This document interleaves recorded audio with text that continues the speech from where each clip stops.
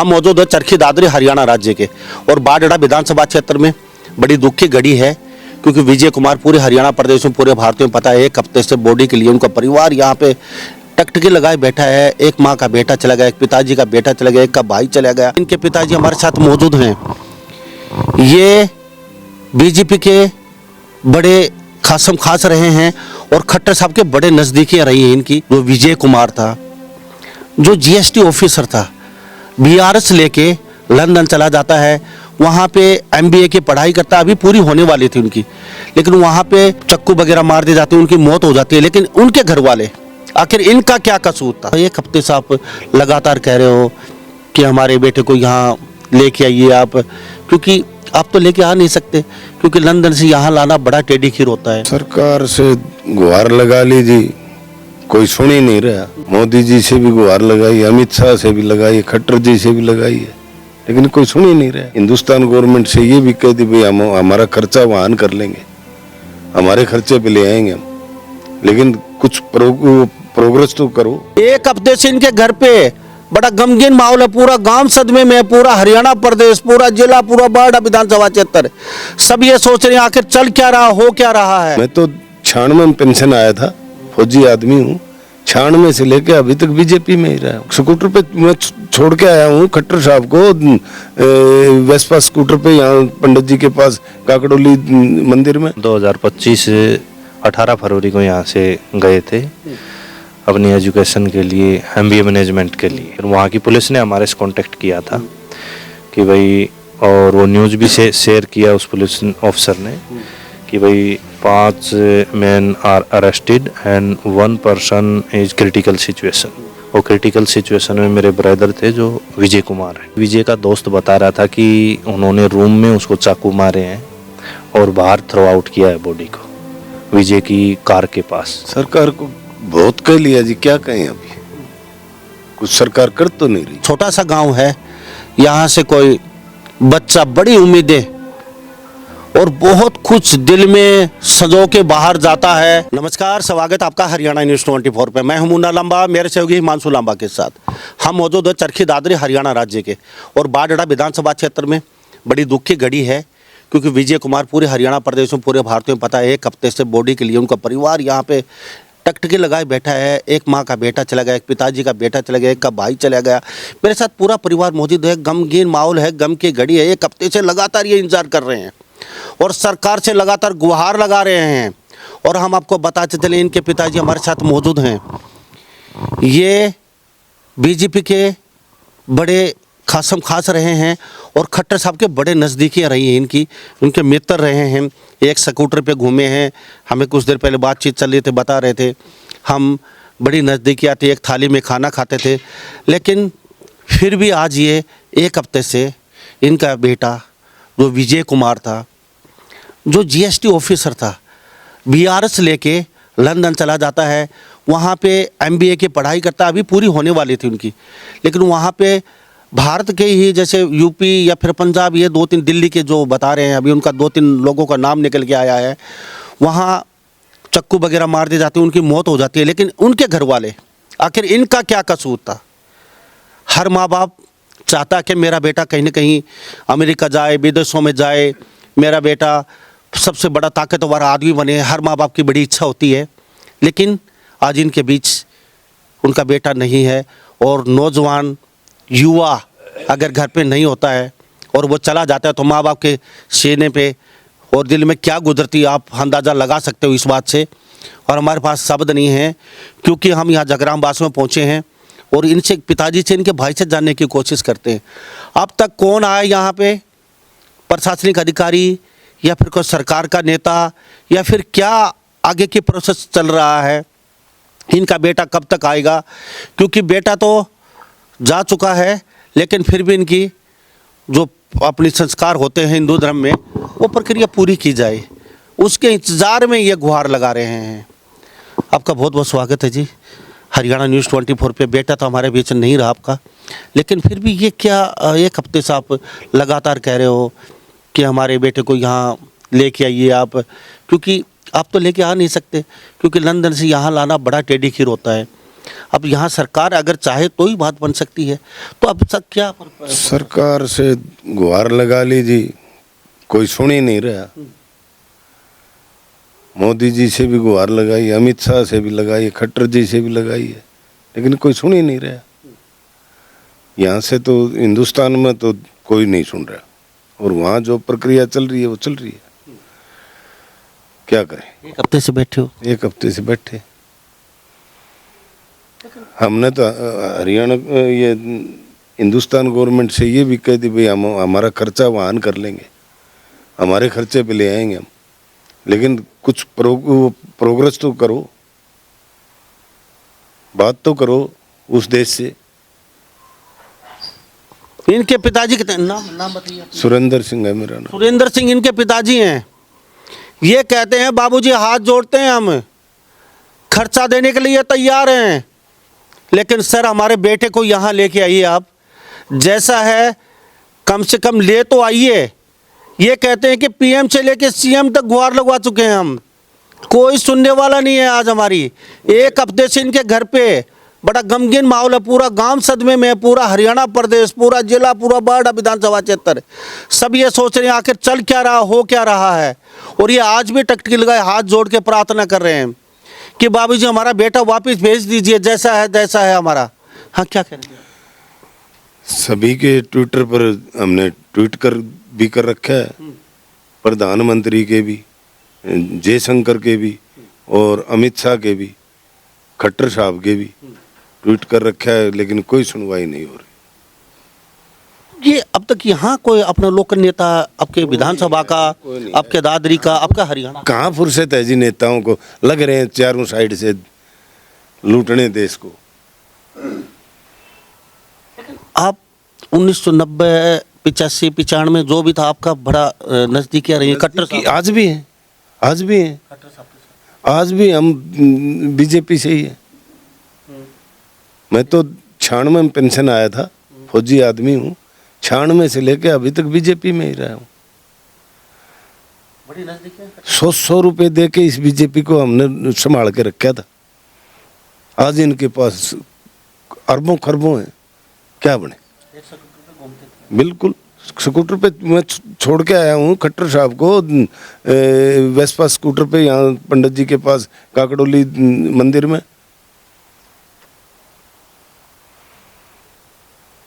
ये तस्वीर देख लीजिए, इनको कुछ नहीं चाहिए। कहते हैं ना हमें दौलत चाहिए, ना धन चाहिए, ना हमें सरकार से कोई नौकरी चाहिए, और सब ना सरकार से हमें ये कहते हैं कि हमारा पैसा लगा के हमारे बेटों के लिए गई है, कम से कम पैसा भी देने के लिए तैयार हैं।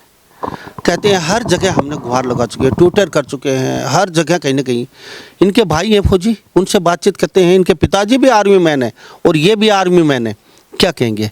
भाई गया था यहाँ से, कितनी एज अलग वो भाई की, और वो क्या विजय कुमार उसकी 29 ईयर है, और वो 2025 18 फरवरी को यहाँ से गए थे अपनी एजुकेशन के लिए, MBA मैनेजमेंट के लिए। तकरीबन 1.5 साल का ये कोर्स था, और अभी मार्च में वो वापस आने थे। अनफॉर्चुनेटली ये मैसेज मिला कि हमारे को 25 नवंबर को, कि वहाँ विजय का दोस्त था, कि उनका कॉल वगैरह नहीं लग रही है, तो आप लोग एक बार ट्राई करें, आप लोगों के पास मतलब कॉल आई है क्या उसकी? तो मैं बोला कि हमारे आज तो कॉल नहीं आई, कल हमारी बात हुई थी। तो उससे वो बोले कि यहाँ पे पुलिस ऑफिसर आया था एक, और वो आपके नंबर लेके गए हैं, शायद आपसे वो कांटेक्ट करेंगे। तो उस टाइम मेरे को थोड़ा वो हुआ कि भाई ऐसा कुछ सिनेरियो समझ नहीं आ रहा क्या है ये। तो तब तक हमें कोई मैसेज नहीं था। फिर वहाँ की पुलिस ने हमारे से कांटेक्ट किया था कि भाई, और वो न्यूज़ भी शेयर किया उस पुलिस ऑफिसर ने कि भाई 5 men are arrested and 1 person is critical situation. वो क्रिटिकल सिचुएशन में मेरे ब्रदर थे जो विजय कुमार है जी। तो वो यहाँ से गए तो GST ऑफिसर थे? हाँ थे, वो VRS लेके गए थे अपनी एजुकेशन करने के लिए, और उनका वहीं पे मतलब सेट होने का आगे का एम था, क्योंकि मेरी ऑलरेडी सिस्टर है और मेरे बड़े ताऊ जी की लड़की है, वो भी वहीं पे सेटल है, और जीजाजी भी मेरे वहीं पे सेटल है। वो भी वीआरएस लेके गए हुए थे मेरे जीजाजी, और वहाँ बैंक में है, लंदन बैंक में है, वो जॉब करते हैं। उन्हीं को देखते हुए हाँ, उसने भी प्लान बनाया था कि ऑलरेडी मेरी फैमिली वहाँ पे सेटल है, तो मैं भी वहाँ पे ही सर्वाइव करूँगा और सेट होऊंगा।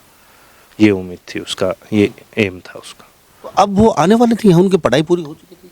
नहीं, पढ़ाई उनका फरवरी या मार्च में कोर्स कंप्लीट होना था। उसके बाद वो इंडिया थी, वो एमबीए मैनेजमेंट के लिए गए थे जी। तो अभी ये जो कुछ पुलिस ने बताया भी कैसे हुआ ये जो ये उनका? नहीं, वहाँ की पुलिस मतलब पता नहीं क्या है, वहाँ का क्या एक्ट है और क्या गवर्नमेंट की वहाँ की क्या पॉलिसीज हैं, बट वहाँ की पुलिस ने हमें ये ज़रूर बताया था कि हमने 5 बंदे अरेस्ट कर रखे हैं, तो कुछ ना कुछ उनको डाउट होगा तभी वो अरेस्ट किए हैं। और उनका जो रूम, 5 बंदे कहाँ के? वो मतलब पुलिस ने तो हमें नहीं बताया, जो विजय का दोस्त था, रूममेट था, उसी ने बताया था कि बोला ये एक बंदा तो हर्ष है पंजाब का, जिसने विजय को चाकू मारे हैं। पंजाब कोई पटियाला साइड का है वो, और बाकी एक दिल्ली का है, पार्श पंडित है कोई। इन 2 को तो वो विजय का दोस्त भी जानता था, बाकी 4 या 3 जो बंदे हैं वो उनका नाम हमें भी नहीं पता है। कुछ पता चला ये कैसे, क्या इनके साथ कैसे? नहीं, देखो एक्चुअल वहाँ की कोई स्टेटमेंट तो है नहीं, पुलिस की स्टेटमेंट तो कोई है नहीं। बाकी विजय का दोस्त बता रहा था कि उन्होंने रूम में उसको चाकू मारे हैं और बाहर थ्रो आउट किया है बॉडी को विजय की कार के पास। और ये मतलब 4:30 बजे, वहाँ यूके के 4:30 बजे अर्ली मॉर्निंग पुलिस ने उसको विजय को कॉर्डन करके उसको मतलब देखा है, और उसके बाद उसको हॉस्पिटल लेके गए हैं जी। यहाँ तक हमें इन्फॉर्मेशन मिली हुई है। तो एक हफ्ते से लगातार आप, उनके भाई हैं आपके पास, फ़ोन भी आ रहे हैं, एक हफ्ते से आप लगातार नेताओं से संपर्क भी कर रहे होंगे, सब जगह गुहार भी लगा, कहाँ का क्या क्या मतलब प्रोसेस है?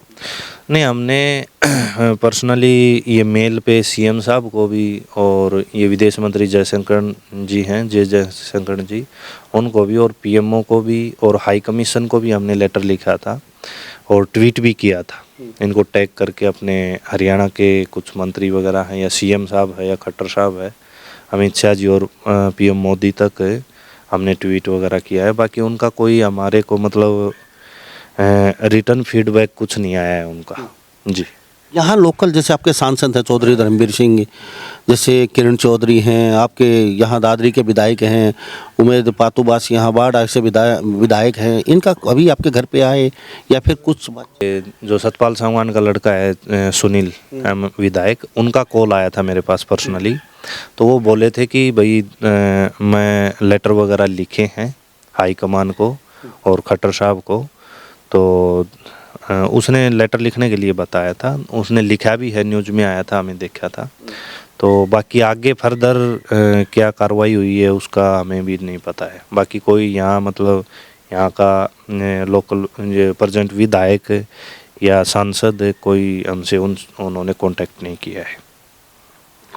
तो फिलहाल एक हफ्ते से लगातार इनके पिताजी मेरे साथ मौजूद हैं, इनके भाई हैं, ये परिवार बैठा है, और फिलहाल ये इंतज़ार में हैं कब बेटे की यहाँ शरीर आएगा और कब ये उनका अंतिम संस्कार करेंगे, क्योंकि सिचुएशन बड़ी गंभीर भी लगा लीजिए, क्योंकि एक 29 साल का नौजवान बेटा चला जाता है घर से, तो उनके माँ और पिताजी पे क्या गुजरती होगी ये आप अपने दिल पे हाथ रख के अंदाज़ा लगा सकते हो। लेकिन फिर भी ये कहते हैं कि हम तो सब जगह जहाँ कुछ करना तक कर चुके हैं, लेकिन कोई भी रिस्पॉन्स अब तक मिला नहीं है, ये इंतजार में बैठे हैं। अभी आप उनके पिताजी हैं, कुछ आपको लग रहा है कोई नेता या कोई ऐसा कुछ आपको?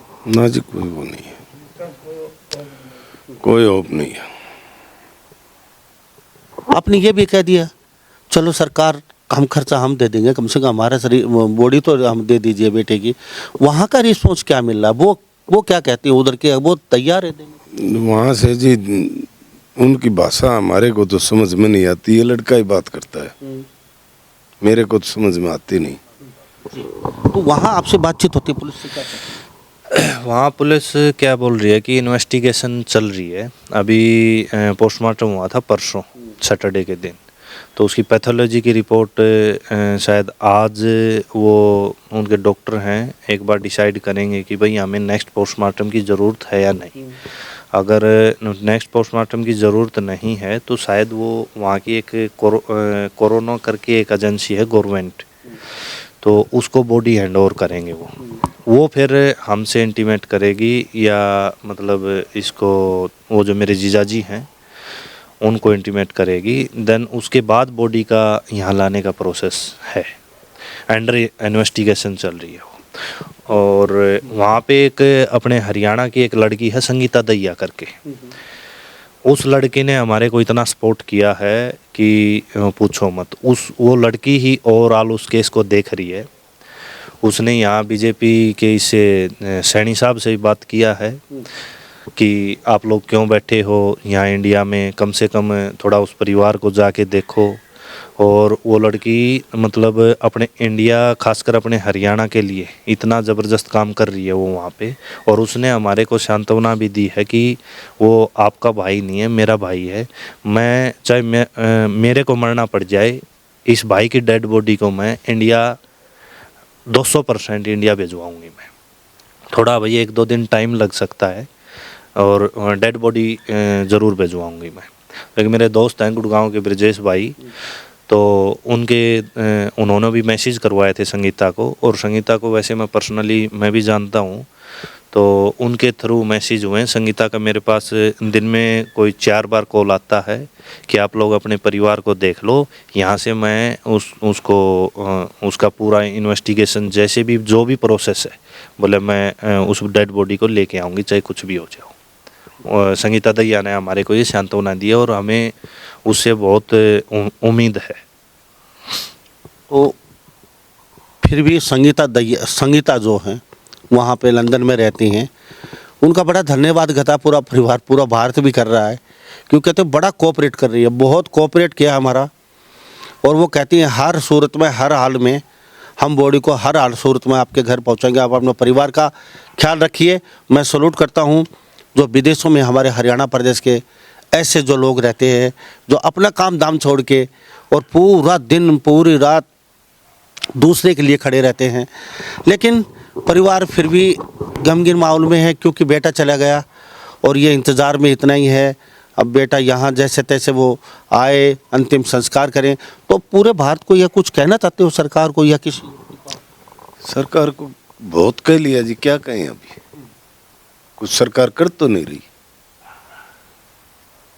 ऐसी सरकार को कहने से क्या फायदा अभी, जो कुछ कर नहीं रही। 1 हफ्ते से कह रहे हैं हम, बहुत कुछ कह रहे हैं, ट्वीट भी किया है, सब कुछ किया है। हम कोई दूसरी पार्टी के नहीं, दूसरे देश के नहीं। हमने 100 रुपए चंदा दे के इस पार्टी को जिंदा रखा है। 96 में 100 रुपए की कीमत होती थी, 96 से लेके अभी तक। तो जो दोषी हैं जिन्होंने ये वारदात की, उनके खिलाफ क्या चाहते हो? वहाँ की जो देखो जी, वो तो क्या होगा क्या नहीं, वो तो उस देश का कानून बताएगा। फिर भी बेटे के साथ जो जिसने किया है उनके साथ जस्टिस तो मिलना चाहिए, जस्टिस तो मिलना चाहिए। क्या कहेंगे सर आपके भाई के साथ जिन्होंने किया उनके लिए क्या? देखो भाई तो किस कंडीशन में उन्होंने मतलब डेथ किया है, अगर मतलब ये धार चाकू से बता रहे हैं, बाकी क्लियर नहीं हुआ है। पोस्टमार्टम की रिपोर्ट हमारे पास आई नहीं है, न वहाँ पे अभी पब्लिकली किया है।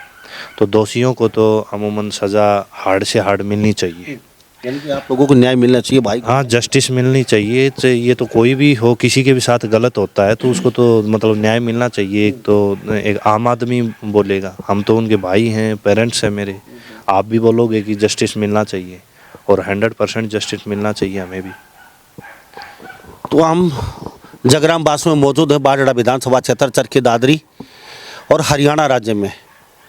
और यहाँ ये जगराम बास छोटा सा गांव है, यहाँ से कोई बच्चा बड़ी उम्मीदें और बहुत कुछ दिल में संजो के बाहर जाता है कि हमें देश पे राज करना है, बड़ी उड़ान भरनी है।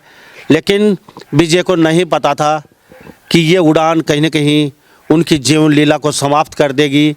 उनको ये नहीं पता था बड़े सपने जो संजो के गए हैं, जो कुछ बड़ा ख्वाब लेके गए हैं, उनके ख्वाब कहीं न कहीं धूमिल हो जाएंगे और वहाँ जाके लंदन में ऐसा हो जाएगा, और वो भी हमारे भारत के जो लोग हैं उनके द्वारा ही उनके साथ ये इस तरीके से वारदात कर दी जाती है और उनकी मृत्यु हो जाती है। तो ये एक सोचने वाली बात है। लेकिन फ़िलहाल परिवार की एक ही मांग है कि हमारा बेटा जैसा भी है कम से कम अंतिम संस्कार करे, हमारे घर पे आए। जी, एक ये शायद ये जेजेपी के जिला हल्का अध्यक्ष हैं विजय सोराण, काकड़ोली से अपना, उसने भी सपोर्ट किया है। हालांकि वो आए तो नहीं, वो मेरे अच्छे दोस्त हैं, तो संगीता को वो भी जानते हैं। तो संगीता को पर्सनली फ़ोन करके विजय ने भी कहा था, और विजय के दोस्त हैं वो संगीता दहिया के ब्रदर, तो उन्होंने भी वहाँ से कहलाया था। तो विजय ने भी मेरी इस मामले में काफ़ी सपोर्ट किया है। वो मेरे अच्छे दोस्त हैं विजय, जो काकड़ोली से हैं, जेजेपी के शायद हल्का अध्यक्ष हैं यहाँ बारडा से। जी, थैंक यू। तो इस बारे में आप क्या सोचते हैं, क्योंकि बेटा शायद ही जल्दी आ जाएगा इनका, लेकिन कम से कम माँ बाप की और भाई की और पूरे गांव की इच्छा रहती है कि हमारे सामने आए, कम से कम अंतिम संस्कार तो हो। ये ही चाहते हैं, बेटा जिंदा तो आ नहीं सकता, इनको भी पता है, इनको भी पता है, पूरे गांव को पता है। तो फिलहाल हम भी चाहते हैं कि सरकार पूरा पुरजोर प्रयास करे और बहुत ही जल्दी ही इनका बेटा जो है उनका अंतिम संस्कार किया जाए, लंदन से बॉडी को लेके आके। तो इस बारे में आप क्या सोचते हैं? सभी इन बातों के साथ मैं मुन्ना लांबा, मेरे सहयोगी हिमांशु लांबा के साथ हरियाणा न्यूज़ 24। नमस्कार, जय हिंद।